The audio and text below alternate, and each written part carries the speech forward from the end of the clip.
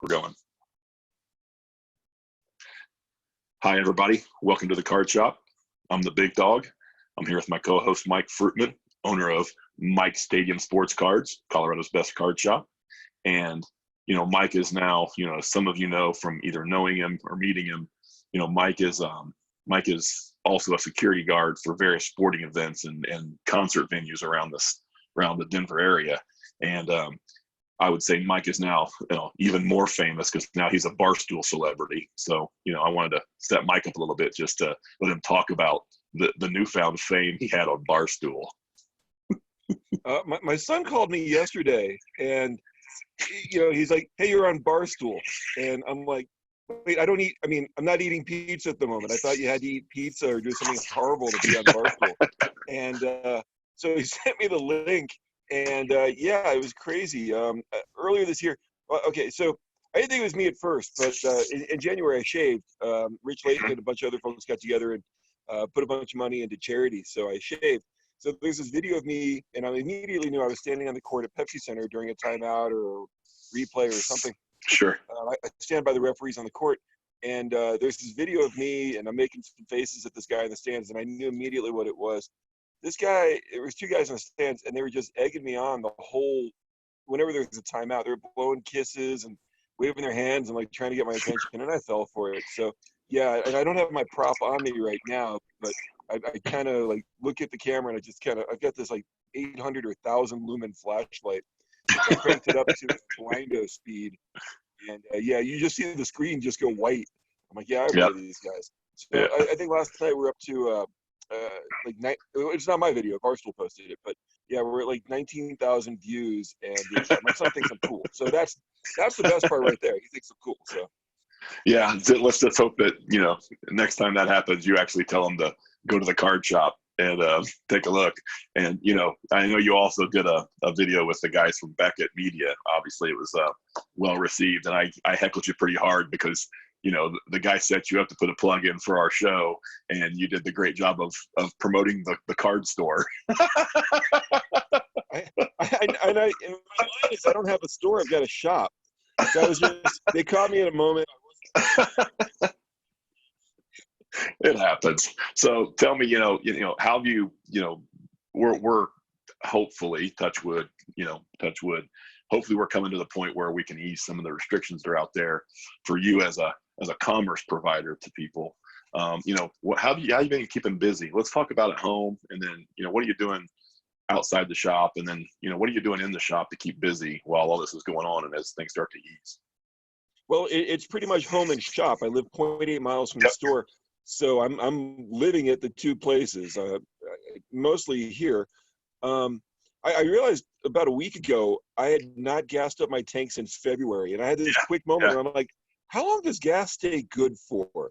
I mean, I watched The Walking Dead, so apparently gas stays good for 19 years on the show, so there's no problem there. But no, I just didn't hit the store and at the house, and initially, at least, I thought I was just going to be at the store hanging out and doing zero, getting an occasional phone call. And, but really, it's been quite the opposite. We went live, a few of our collectors, right away, and they wanted to break open boxes. And it's evolved to the point where my shop used to be open 10 until 8. Even though I was closed, I was still here 10 to 6 every day. I just didn't see the need to stick it around till 8. So I'd go home from 6 till 8 and have this thing called dinner at a thing called a table, which is really weird to me, with these other people who I don't even know where they came from. So, who are you? Yeah, and I was asking about their day as though I cared. So, and then I was coming back to the shop until whatever. We were still doing our weekly breaks. But we would get together at night and have these whole hangout sessions. And if it evolved into personal box breaks, that was great. I mean, we were still doing our singles nights as well. So to answer your question, it's basically the same thing, except for now I have dinner with my family.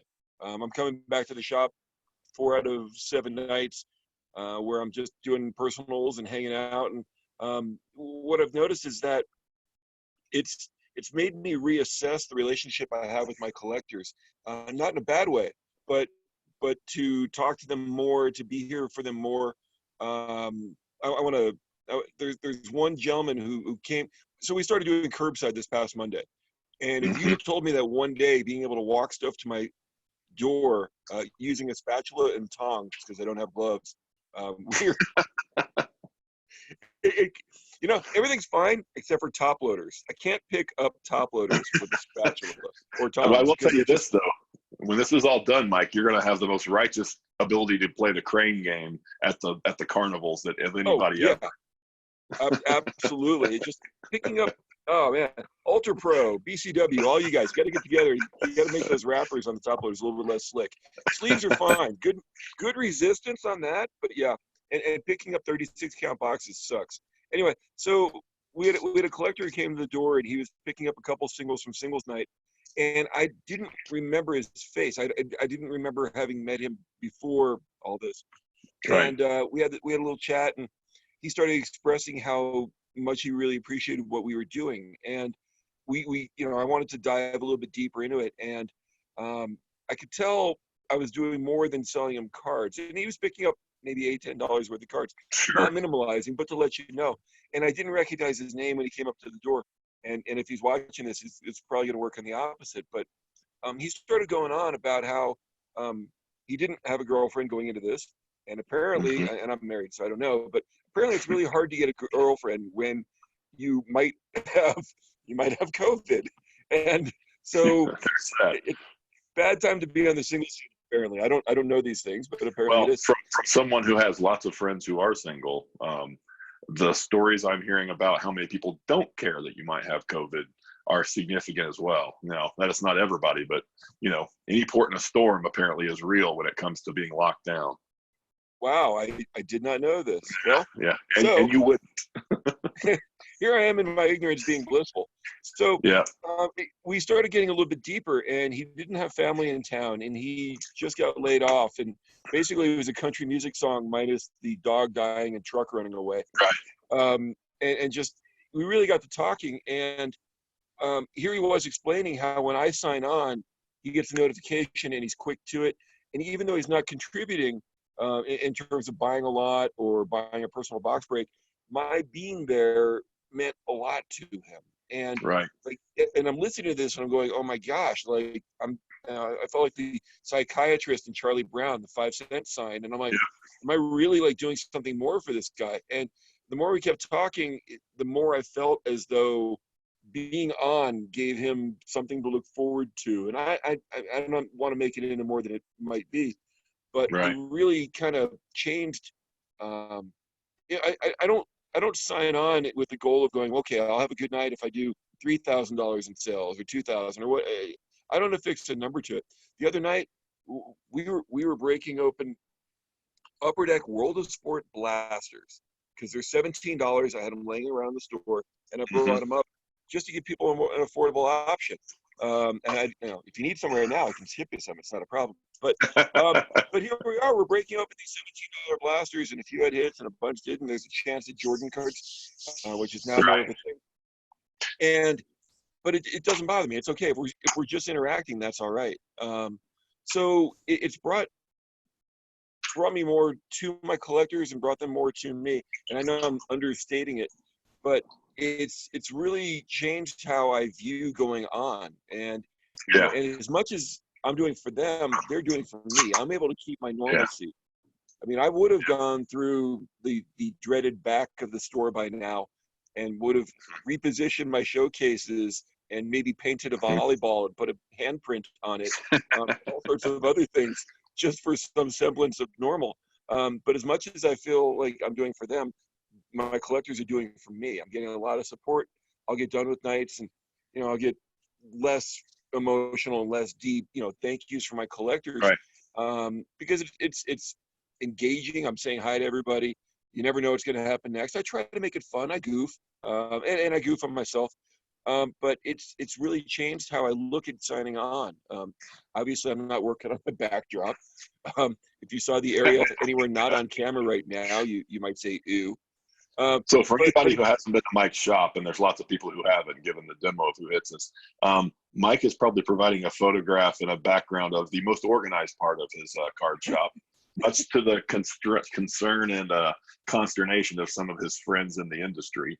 But it's Mike's thing. Mike can tell you where everything is that he knows about. And every now and then it's like Christmas because he'll move something and find something that's like treasured by him that he didn't know was sitting there. So it's a pretty interesting phenomenon. Oh, I'm singles nights. We do a weekly singles night. I know I've alluded to it. We take about 150 to 200 cards. We roll them off one by one, and or 4x4 anyway. But yeah, in those rare moments when I'm not boxing something up, prepping, trying to find something that hasn't gone up exorbitantly on the wholesale list. In those rare moments, I'm going through the back of the store like a madman, and it's been fun finding a lot of things that I didn't care about, but put one thing on top of. Right. At that point, it's dead and buried. So yeah, we've had some great finds. We've done better than Geraldo Rivera did with Al Capone's safe. Yeah, as someone who saw that, that was top 5 most disappointing things I've ever seen on TV. And I don't think I ever listened to a full sentence from Geraldo Rivera again after that night. His credibility was destroyed by everything about that. It's a wild guess here that the Sopranos finish was one of the other 4. Nope, it was not. It was not, because I actually was unfortunate. I didn't get to watch it when it came out. I watched it like a week later. So as opposed to Geraldo's Vault, which I watched as they did it, the Sopranos one I was prepared for. So the expectation had already been lowered to the point that it couldn't be disappointing to me. Most of the other ones on TV involve sports, just to be clear. Lorenzo Charles dunking a ball in the last second against the team of my childhood, the Houston Cougars, was up there. So there's a few others, and that's just how it works. The Pacers. What's funny is ESPN has one of the 5 on their site right now because it's the Game 7 Pacers Bulls from the Last Dance. So apparently I'm going to get tortured by that here later in this Last Dance thing, and we're going to talk about that in the next episode. So I don't want to overdo it. But I went to all 3 home games for the Pacers Bulls that season. I thought they had them too, and Michael Jordan. He's I can dislike him, but he's the greatest. And he would sit there, and in the fourth quarter, he would go to the lane and find somebody to run into and throw the ball off the rim. That's just what he did, and it worked to perfection. And their defense was unbelievable. So that one hurt. That one hurt a lot. You'll appreciate this. Sally sells seashells by the seashore. I like to say Rick Schmitz sits with 5 fouls, and if you could say that quickly 5 times without being profane, I'm very impressed. Well, here's what I'll tell you. You'd have to say it more than 5 times to cover most of his games as a Pacer. So so let's pivot a little bit and let's talk about in Colorado, everyone check local listings. In Colorado, restrictions are lifting a little bit, and you're able to do real commerce and do your spatula and tongs approach to business. So I think we've talked through that part, but when we get back to what we can call whatever the new normal is, and people are able to come into your shop, what are you going to do differently? What's going to be different about Mike and his shop than what we've seen in the past? Like, how are you as a card shop owner? Well, we're not going to go salad bar by the register. I don't think we're going to have a sneeze guard. I'm trying to think of I used to love that thing. Your ranch was delicious. I'm thinking of all my 28 years in the business and how many times I've been sneezed on. It's a really paltry amount. And I don't want to joke. We had a collector who out east who had to make the tough decision of pulling his father off a respirator. He's 83 years old. Yeah. I tried to bring levity to situations, and please, if anybody's watching this, I'm not joking about it. I understand this is real life, and even people who are living with it, who get through it, are expected to have some life complications. So, salad bar joke aside, great question. We're going to be learning. I mean, I'm having already. We've got folks who come up to the door, and it's line policy. Whoever's there first is not taking number. We had a gentleman who was at the store, and you can come up to my door. Sorry, I'd look at my door for some reason as to make sure it was still there. So, and then another gentleman starts peering over his shoulder, and I'm like, and the first guy is it doesn't yell at him, which he was well within his rights to have done. And I look at the second guy, I'm like, so question for you, can I assist this first gentleman? And then can I get right to you? I'll make you the biggest priority in the world. He goes, well, I just want to look. And I'm like, but there's another person standing there. I have a single door frame. For those of you who haven't been to the store, I do not have a double wide. So it's not 6 feet across, I can assure you. So the gentleman's, oh yeah, and for the most part, everybody's getting it. So beyond that, I'm like, geez, are people going to be butt bumping in the store, and how's that going to go? So I mean, I guess I'll come up with a way to stand in front of the register so that you're to the side of it. Right. I'm already not letting people touch the credit card reader. Fortunately, I've got Right. a wireless one that I can walk to the front door. In terms Right. of beyond that, we're potentially, and I don't really look at dates right now with any great conviction. Looks like Right. May 8th, we may be able to allow people in the store, which means I've got 7 days to start working Will on you? this place. Will you allow them in the store? I will. We will come up with a 2-person or 2-group level. There's a couple genuine concerns. I want to make sure that I don't bring home anything that I didn't leave the house with, infection wise. Yeah. It used to be like, the worst thing you could bring home, the doctor could fix with a pill, might itch and scratch for a little bit, but now there's other concerns. So there's that, but I'll limit it to the amount of folks in the store. And then I asked this yesterday we have a shop Facebook page, and I'm like, so how are you guys going to handle this when people come in your store and everybody's wearing a mask? I mean, I went into a liquor store the other day and I had to check myself. I felt like I was going to rob the place. Imagine working at a bank when they finally pop those things. Every single person's going to come in wearing a mask. So the irony of us almost legally enforcing behavior that 6 months ago would have had security on you is pretty amazing. Yeah, I mean, do we have the courtesy drop and replay so I can get you on tape so you've been recorded? Yeah. So even before it, and I'm looking back to the wind down to when we had to not allow people in the shop.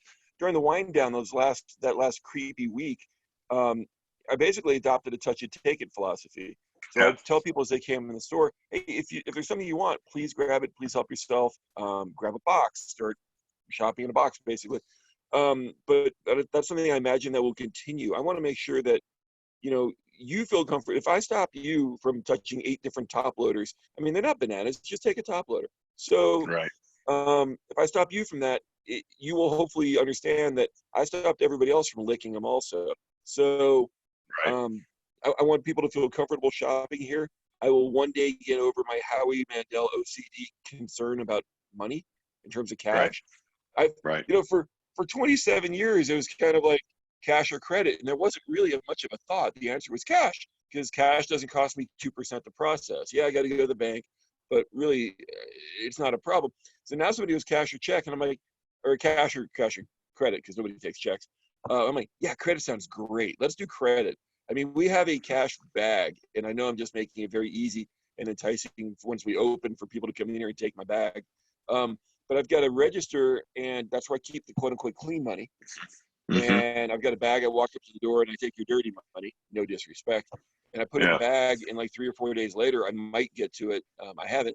So I started off by saying, yeah, I'll get to this in 3 or 4 days. And now we have I don't want to overstate, but we have a number of bags that make me want to go to Las Vegas a lot. So in the old, and for those that haven't heard this, one of the other industry guys has nicknamed Mike Uncle Bubbles, and it's not a nickname of any malice or anything. It's just a nickname that was applied.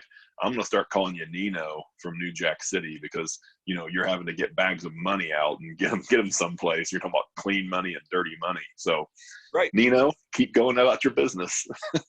I was watching The Sopranos last night. They started it up, or their episode 1 and 2 are on, and they're in the meat shop, and they're all sitting there counting money, and I'm like, who does that? They're touching money. It's terrible. Yeah, that's this will probably accelerate the elimination of currency from our world, much like office space is becoming less prevalent than it used to be, I think, at the end of this. Right. So just to pivot a little bit, give me a little touch. I jokingly, half jokingly say you're one of the OGs in this industry, and you're about as connected as one can be. So, give everybody a little thought about, what are you hearing in the industry? What's the chatter that's going on right now about, where the industry is, et cetera? To go with that, yes, I enjoy great relationships with a lot of the folks in the industry. The first thing I want to say is we're having a lot more talk, and yes, it's how is it going, which products are doing well, what's being well received, but it's also a lot of deeper talk in terms of how you're doing. Some of the folks in the industry, they already have been teleworking or video working or both, but there's some folks to Upper Deck who live on the East Coast, Northeast, and so my talks to them lately aren't, hey, how's Upper Deck Allure doing, or how's OPG Platinum being received? It's how are you doing? And Right. it's not, there's no end game to it. It's not like, hey, remember I asked you how you're doing. I didn't ask you for an extra case. It's genuinely Right. asking how people are doing. So in terms, you ask about in terms of what differences we may see. Um, my relationships with all these folks are changing. I'm sending out, hey, how are you doing texts. I live 0.8 miles from the shop, and between my miles to and fro, I'm trying to call somebody each day because that's the only time I have to myself. I'm trying to like maintain those relationships. I'm just going through my Rolodex and I'm calling people and I'm having to say, look, hey man, it's a 3-minute chat. I'm literally just calling to see how you're doing. In terms of what am I hearing, fortunately, all the folks I talk to are doing well.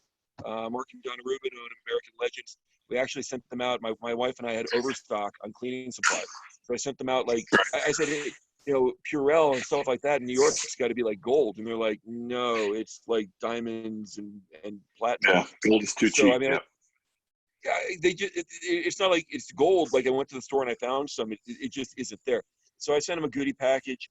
They Hmm. responded with Chicago pies. It was a really good trade. I Right. got Chicago pizza from somebody in New York. So all those New Yorkers, no more pizza fight with you guys. Anyway, um, but Well, and there should be a fight anyway because Detroit's clearly superior to both of them, so that's all great. I like Jets I don't pizza. want to turn into Barstool, but There's a Jets pizza across the street. I guess that's Detroit pizza. yeah, It yeah. It's got the thumbs up. sauce on top, cheese on bottom, like a brick cheese, a good hard crust, and it's more of a Neapolitan depth of size. So good stuff.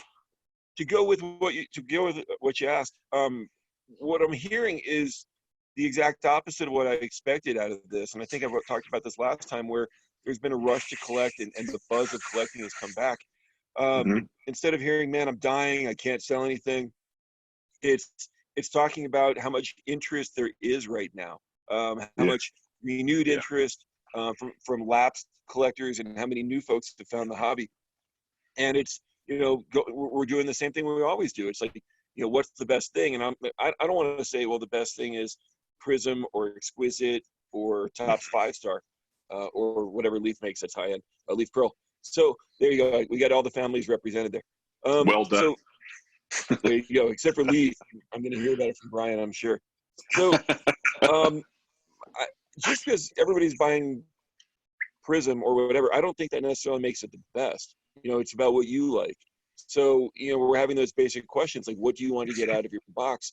And I don't need to sell $1,159 boxes of Prism. I don't even want to right now. So I'm recommending products that, as an entry level thing. Like we have 14, 15 Donner's threads. We had a case of it when this started, and it's a 4-hit box. And back then it was like $69. It's now up to like $89 a box.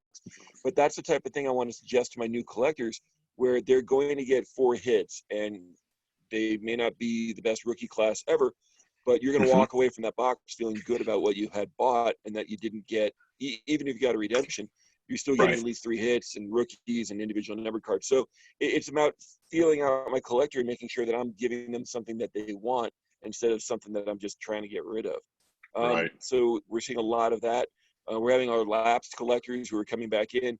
We are selling so many supplies. Back in January, I took a leap with a lot of other card shop owners, and we anticipated things saying, wow, if China gets impacted by this, and this is again back in mid to late January, or I'm sorry, no, it was the Topps conference. So late February, we were having this discussion. So I went crazy, stupid deep on top loaders and sleeves. And now that I've said this, I understand that you're not going to come in here and take my bags of money. You're going to come in here and rob me of my top loaders and sleeves. So, that there's a have stick up. safely sat in a back storage for 2 weeks before being submitted and made available to the public. Graded card top loader or card savers. Oh boy. Those have been nutty. I mean, we're Yeah. seeing the Sanders supplies move. I couldn't find notebook pages for 3 weeks and I Right. wasn't open, but I Right. was calling up distributors. You get them yet? You get them yet? You get them yet? So we're selling albums like crazy. We're selling the pages like crazy. So we're seeing just a giant transition where we're seeing so many people who are starting and or going back into their collection and really finding cards that haven't been incredible, but it's like you plant a tree and you wait 10 years, something's going to pop off of it. Yeah, and so as somebody on the other side, the collector side, what I think you're finding right now is there is a whole bunch of people with some free time on their hands, and what this time has let people do is start truly sorting their stuff.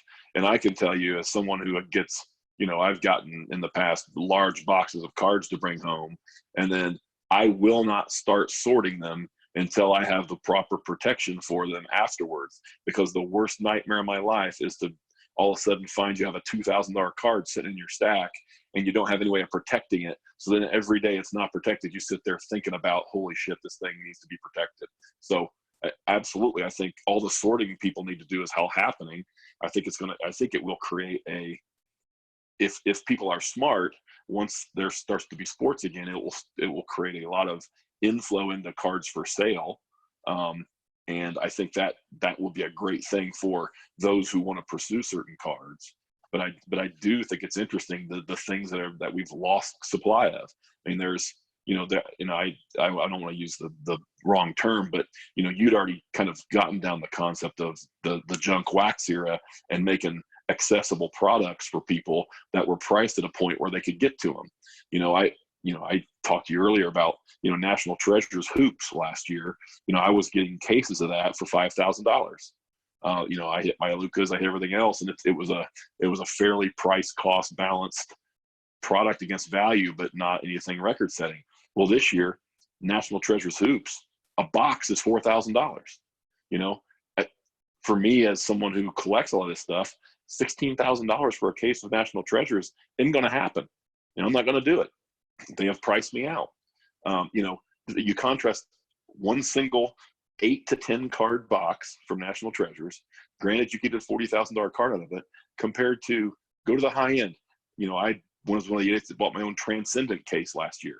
It was mid $20,000, and I got a lot of value out of that. There was zero chance that I was going to walk away with nothing. And I got to meet King Griffey Jr. and talk to him about load management for 10 minutes. So you can't, this National Treasures phenomenon, the prices are so high that what we're seeing right now, I think people are starting to get into the nostalgia because some of these products haven't been able to be run because Allen, Texas was down printing for a while. They're having to get into other products because they still need their fix. And hopefully that's giving them a little more perspective on some of the other products.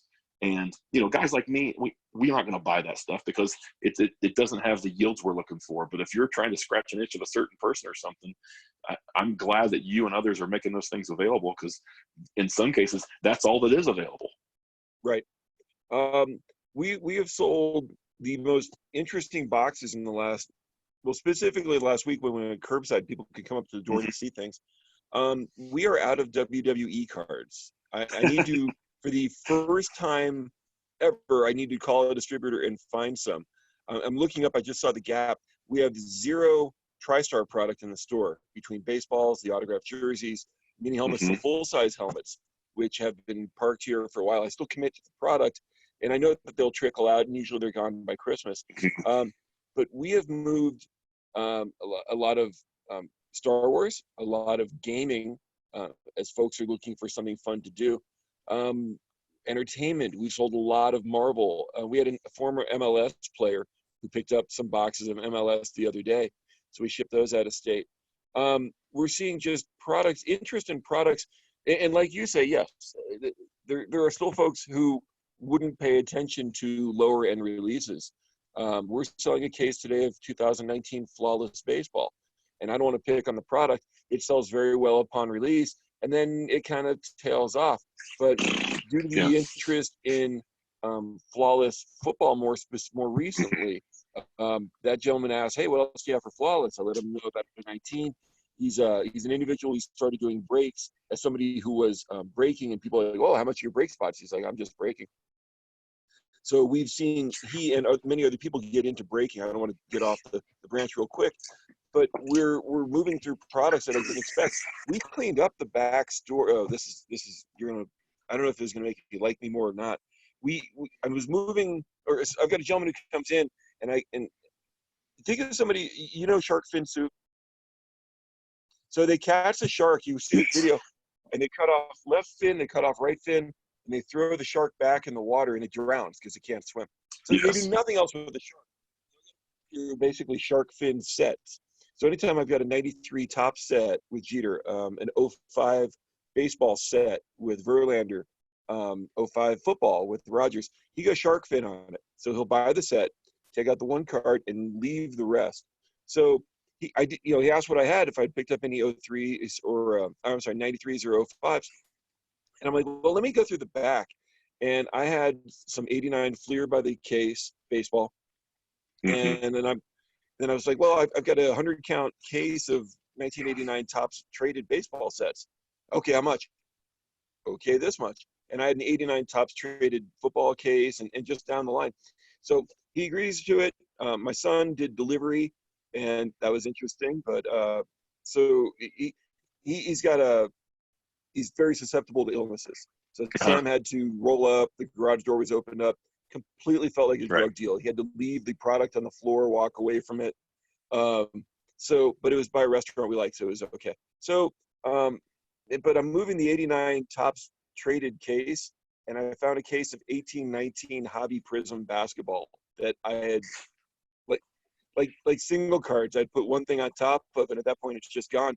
So it was a very good sale because it was $3,000 worth of product that doesn't exactly fly, and I found $12,000 laying around in the back of the store. So just to clarify your question, I think less of you right now. Oh, well, okay. This is everything Mitch and Ty and I have said, Mike. You find gold back there. If I sold the last year, it would have been about $5,000, which would have been great. I'm not complaining. But now I think it's it's not a rush to sell. Although I think if I told one of the Blez brothers about it, he'd be flying out here on the corporate jet to take it home. Oh, Jared would be buying it right now. Yes. Yeah. It's so okay. He wouldn't be alone. You could always do. And what's funny is, the thing's going to happen with National Treasures, I think, is what you're talking about with like Prism.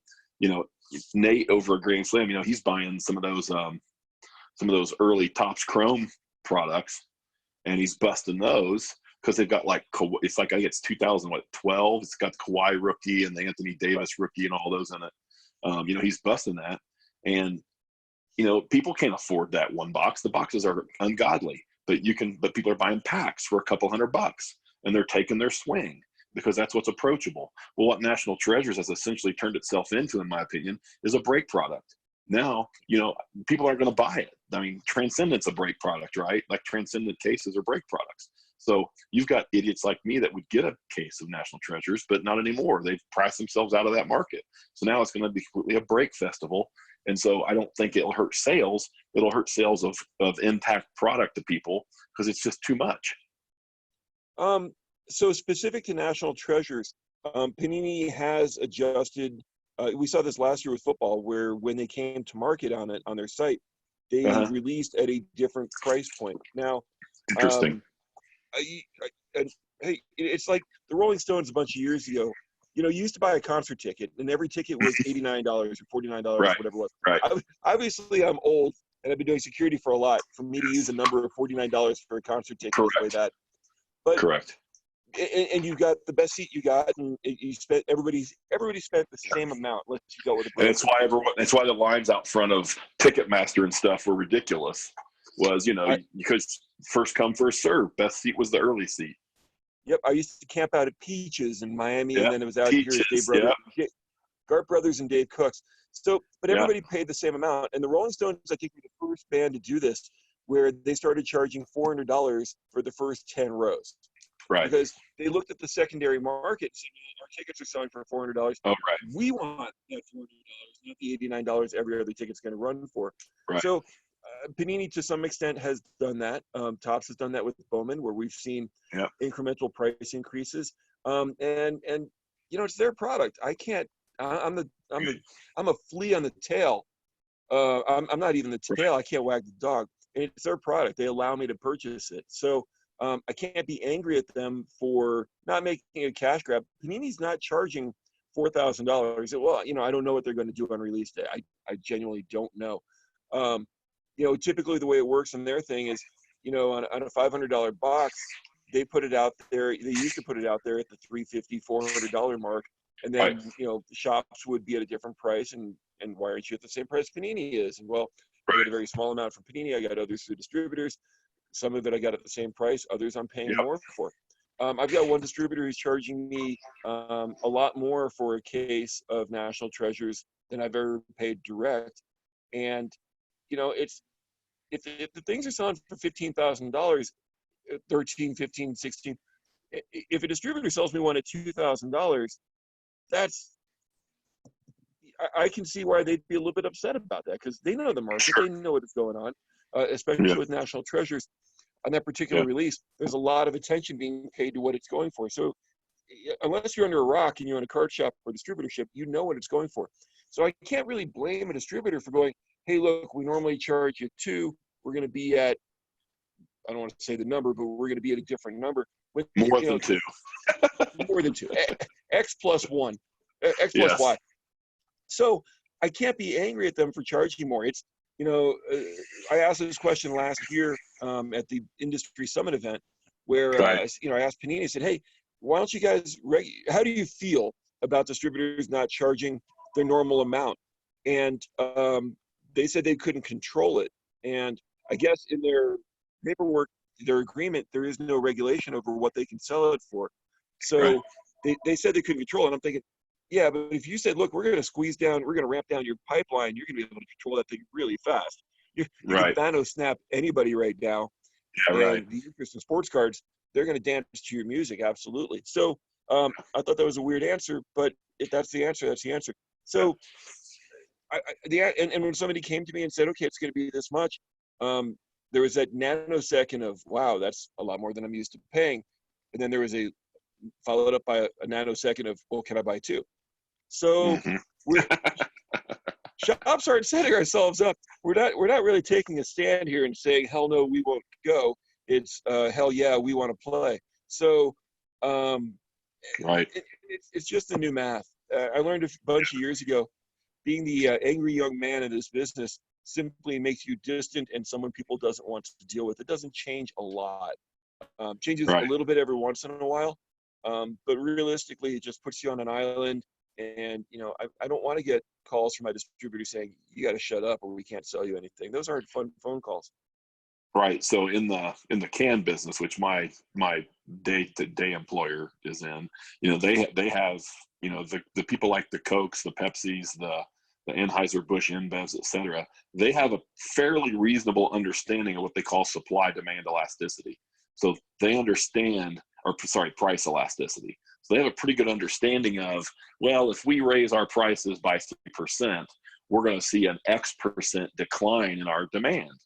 And so they work it out. Now, the problem is Anheuser-Busch InBev has numerous competitors that if all of a sudden Anheuser-Busch InBev charges $1 a can for Budweiser and you can get a Dale's Pale Ale or a Fat Tire for $1 a can, guess what? You're going to go buy those probably and not Budweiser. So they're limited by other things. I think card manufacturers don't have that. I mean, if you want an NBA licensed product, who are you going to go to?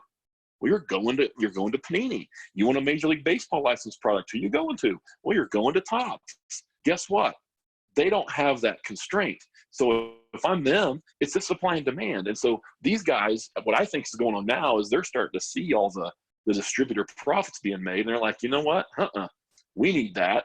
And they're trying to figure out how far up to go to still make sure their volume holds. So they don't know what their price elasticity is yet. I think what they know is they can go up and still keep their volumes. At some point, it will go the other way. So they're not going to be greedy. They're probably going to creep up on it. And so they're doing all the right work, right? They're assessing classes. they're doing all these things to make sure they know what the demand looks like it'll be, and they're trying to set their prices to not impact that demand to get things out of there, because they just want to empty their lines out. They want to make all their product, get it all out and get it sold, and then it's on to the next one. Distributors, they've done this for years. Card shop owners, they've kind of done it for years. But I think the manufacturers are starting to get into this in a better way. These Dutch auctions, I know they're going to school on them. Sure, they want to make more money on them, but they're also going to school. They're figuring out what the price points are that end consumers are willing to pay, and that's sorting this out. So they're going to get smarter. And so, I don't think, in the end game, I don't think the end consumer will see a transfer of pricing like this to the extent that it could be, but I think it's going to end up squeezing distributor margins big time. And Mike, it's probably going to squeeze you guys' margins to some extent. And it's just going to be, how does it play out? You bring up like first off the line, and you bring up the direct sales by Panini. Yeah. I found out about first off the line before the hobby did. I had a collector who, I don't know how, but he got his Beckett. I want 3 or 4 days before it came out. And yeah, he announced that they did first off the line, not to card shops, not to distributors, but basically in a 1-page in Beckett saying, hey, we're going to have this product that you're going to get it a couple days early. That's going to have bonus content, and you can buy it only from us. So it was a Monday night, because I remember being out to dinner with my son. We had Monday night dinners back then. Yeah. And so I'm like, dude, you're joking with me. Send me a picture of this thing. And I'm sure as shoot reading it. And I'm like, this is crazy. So I started checking with distributors, like, if you guys heard about this, and nobody had heard about it. So that was how first off the line got announced to distributors, was for me off an ad in Beckett that I got my hands on early. So, I mean, every case that gets sold off the first off the line program, I feel is the case that doesn't get sold to the hobby. Now, maybe they're increasing production and maybe the numbers are still roughly the same. Maybe it's not drinking out of the same soda can,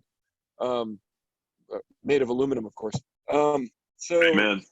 Yes. So, but that's product that doesn't get through a distributor, that doesn't go through a hobby shop. Again, I'm not Panini. This is not my product. I have no right to it. They allow me to do it. It's not like I'm not Walmart saying, hey, Oreo, you can have this much shelf space and you can do it on the low level if you're bad to us, or you can do it at the high level if you're good to us. I mean, I'm lucky at this point to be able to buy product from any of the manufacturers. This isn't a secret. I'm not telling you anything they don't know. They probably don't need us as much as they used to. And that from a short-sighted perspective, right now things are coasting out, that basically everything's selling out. And if you're Panini and you're concerned about lower end releases, you simply come out with a new program that says, hey, we will guarantee you a case of National Treasures if you buy 6 qualifying products, and maybe you tier it and you say, from our low end, you must buy 3. From our next level, you may buy 2. You have to buy 1 of these. So, and they go, okay, you've checked the boxes, and now you can buy the rest of our product.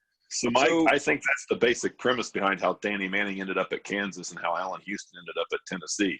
That was bundling of fathership coaching and the child playing at the school. So, there isn't any difference. Panini learned from the best. Nice of you to say Danny Manning, who we recently got released by Wake Forest, is the best. Right. Of all the guys in basketball, he's actually one I've developed a friendship with. So I'm bummed for him now. Anyway, sorry, way off topic, but you brought up Danny and the Manning ads. If we're not off topic, who are we? real quick. I used to give out Jolly Ranchers at Nuggets games, and my friend Danny. And there was one game when he was the #1 pick, so everybody wanted to talk to him. He was in town, and he was looking for a quiet place, literally, where he could do Bible study. He wanted to read and not be bothered. So there's this one room at McNichols where I sent him to, and he came back, and we had a great time. And he and Charles Smith came to a Lakers game. They were in town a couple days early. I put him behind the bench. There was a hip-hop show the next night. Put him in the front row. Anyway, so I'm visiting Danny with my girlfriend at the time in L.A. when they used to play at the Clip Joint. So they were playing Milwaukee. Danny Shays is there. So I got to see my 2 favorite Dannys in the NBA. So we get done, and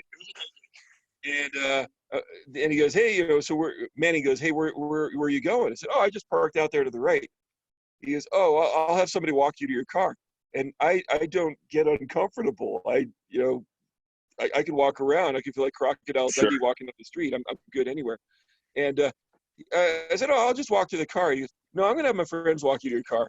And I realized this is a guy who lives here and he wants somebody to walk me to my rental car. I'm going to take you up on your generous offer. Yes, listen. All right, back to cards. But yes, Danny Yes, Manning back to still cards.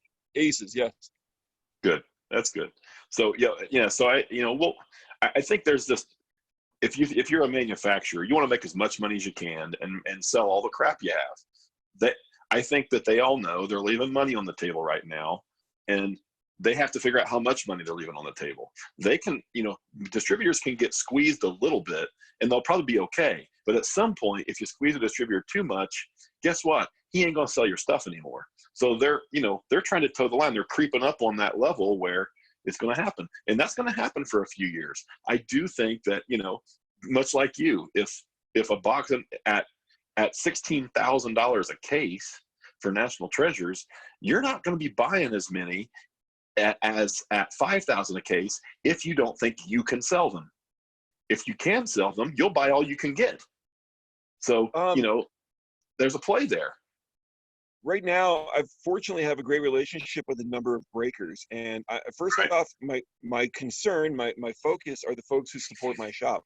And if somebody wants a case of National Treasures, I may not be charging that same amount. Obviously, there's room for me to do a different number. Sure. However, I wouldn't be surprised if some of mine, in theory, went to breakers, or maybe I sit on them for a year.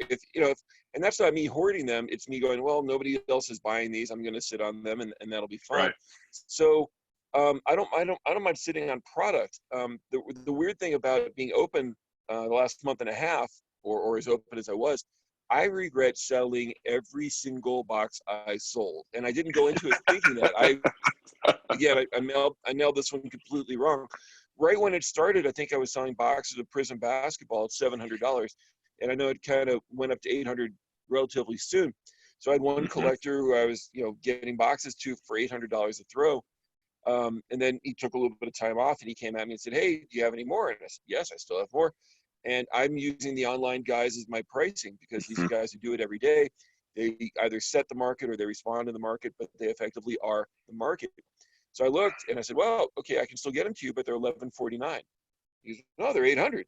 And I was like, well, yeah, and Tesla stock used to be a lot more affordable, and so did Apple, and so did. And I didn't say that, but that was my mindset. Sure. And I've got to, I had to explain to him that, at one point those boxes I was selling to for $800, day one I was selling them for $399, and he's cut back a little bit on the amount of boxes he's picking up. But that's one of the surprises that has come out of this. And I'm sure Panini knows exactly what Prism is selling for. Just so so other people know, when a manufacturer is working on a product right now, they're working on products that are 6 months out. So Panini is not focused, and I shouldn't speak for them, but it's my belief that Panini is not focused on Mosaic basketball right now. They're probably focused on the cast. I'm sorry? Yeah. The die's been cast on that. So yeah. Yep. So obviously I'm sure somebody there is paying attention to the market, and if they kept some back, how it's doing. But they're here it is, it's April, they're worrying about October products.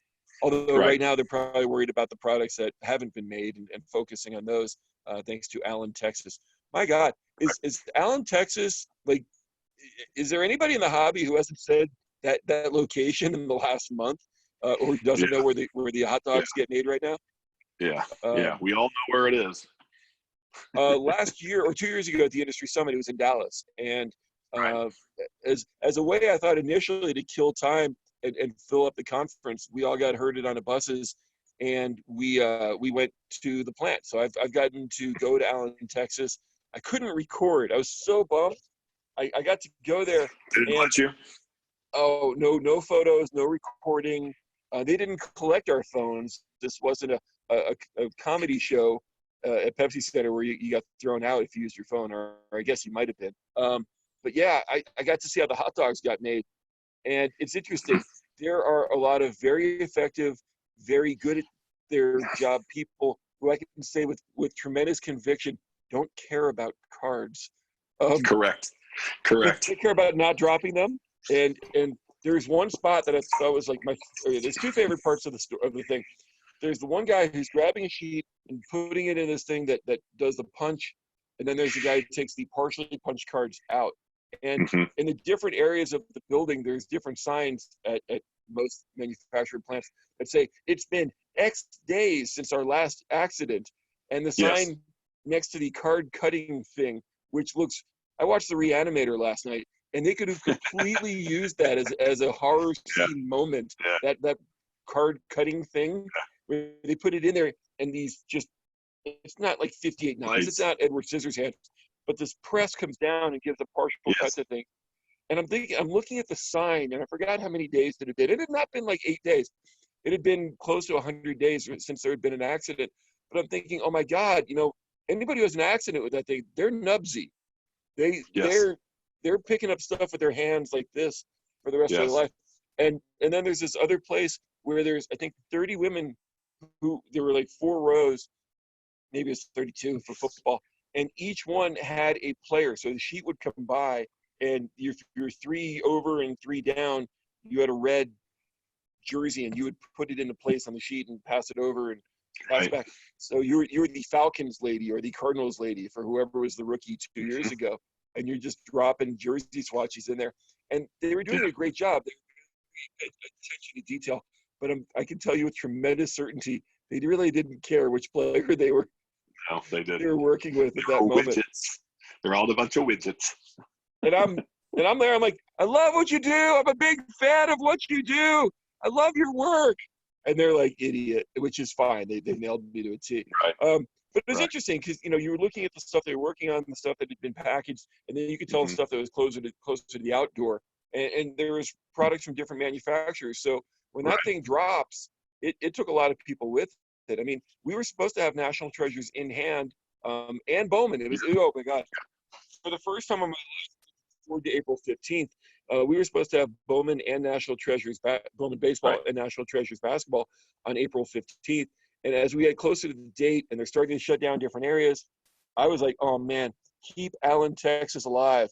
I felt like Betty White. You remember 2017? I think when everybody died, and we got to like Yes. December 25th, and we're like, where's Betty White? She's got to survive this somehow. Put her in bubble wrap. Don't breathe on her. Give her lots of chicken soup, multivitamins, and Right. Gatorade. So I was like, oh my God, please don't let them shut down Allen, Texas. It was a Wednesday night at 5:30 that they dropped it, and I heard about it that night and all about it the next day. Yes, Allen, Texas has become a very, very, very. I want to buy them pizza when they Yes. get going again. Yeah. I need to call up the plant because last year I bought donuts for Upper Deck and I bought breakfast for everybody in the industry. I think we all need to get together and send Allen, Texas, like a really nice lunch. But we It's can't up do there pizza with because that's it's up there greasy. with it's up there with Winslow, Arizona, as a place that you don't know where the hell it is, but you care about it for a lot of reasons that don't really make much sense to you. Right, right. Standing on the corner. Yeah, God bless Allen, Texas, and the surrounding communities. Yeah. So how has they were shut down for the better part of a month, I guess it would be plus minus. What has this done to the releases, and what kind of a lag are you seeing in releases at this point against where We've you seen originally expected pre this? since the shutdown, which have been very well received. OPG Platinum has been a very strong seller as I don't want to say CHROME because somebody else has that one. I don't want to associate the two, but that's done very well. We've had a couple Leaf products that have done very well. We got out the Prism Draft Football, and oh Lordy, wow, craziness with that product. Um, Multiple reasons. I mean, first off, it's a good product. I sent an email out to Panini and I said, look, just hey, we're out here, and this is basically right when they got shut down. They're all working at home. Hey, we're out here. We're waiting for you. We're here for you. And I made sure to include, hey, we're selling the heck out of 1920 basketball. And you can't just sell 1920 basketball because Zion's in it. You still have to make a compelling product, and they did. There are reasons to buy each of their releases. That's right. Aside from the chance at Zion, the cards look good. Yeah. The inserts are strong. They've made compelling products in a year where somebody could have just taken the year off and said, "Well, here's what we always do, and we're just going to make more." So you're still seeing a lot of care and thought being put into the products, and I made sure to include that people aren't just buying Zion; they're buying your products.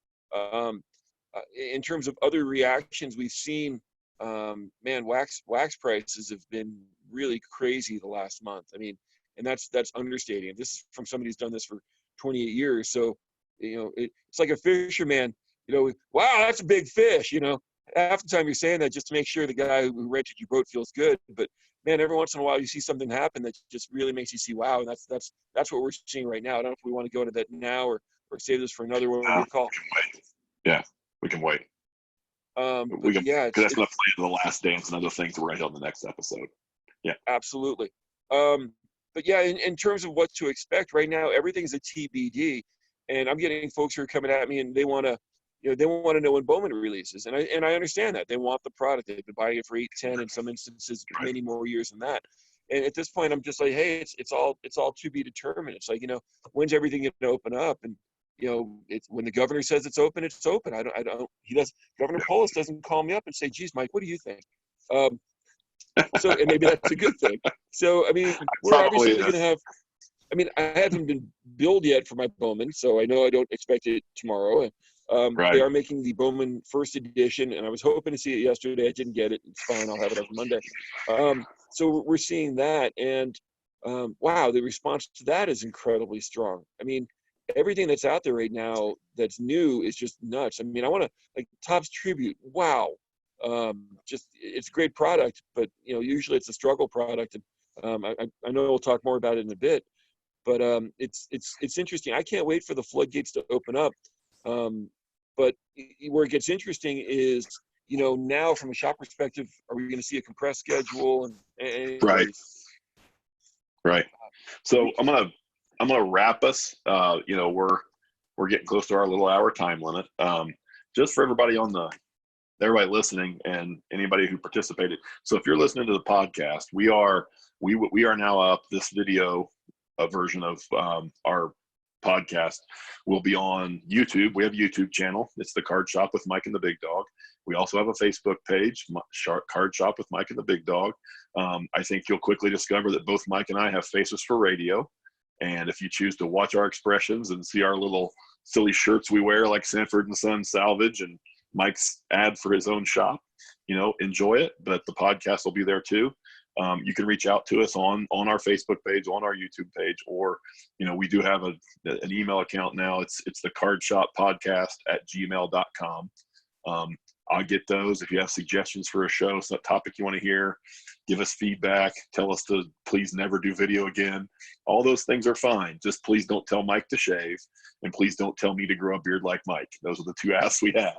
So with that, we appreciate everybody listening and viewing, if that's where you're at, and take care, and we will talk to you later. Cheers.